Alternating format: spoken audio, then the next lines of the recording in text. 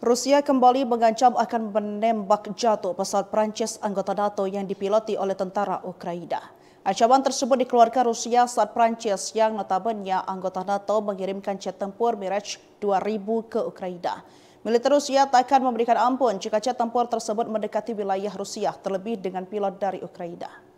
Hal itu diungkapkan perusahaan pertahanan Rusia Rostec. Sebelumnya, Menteri Pertahanan Prancis Sébastien Lecornu mengumumkan bahwa Kiev telah menerima gelombang pertama pesawat Mirage 2005 generasi keempat yang dijanjikan akan dipasok oleh pemerintah Presiden negara itu, Emmanuel Macron, musim panas lalu. Jet-jet tempur tersebut akan diterbangkan oleh pilot Ukraina yang telah menjalani pelatihan di Prancis. Seorang perwakilan Rostec mengatakan bahwa jika ada upaya untuk mengerahkan mereka untuk pertemuan udara atau serangan udara di dekat garis depan, mereka akan segera ditembak jatuh.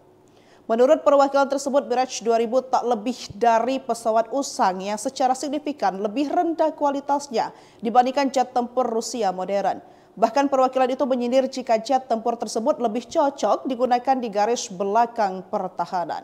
Moskow juga telah berulang kali memperingatkan bahwa pasokan senjata ke Kiev oleh Amerika Serikat dan negara-negara Uni Eropa tidak akan mencegah Rusia mencapai tujuan militernya dalam konflik tersebut, tetapi hanya akan memperpanjang pertempuran dan meningkatkan risiko konfrontasi langsung dengan NATO.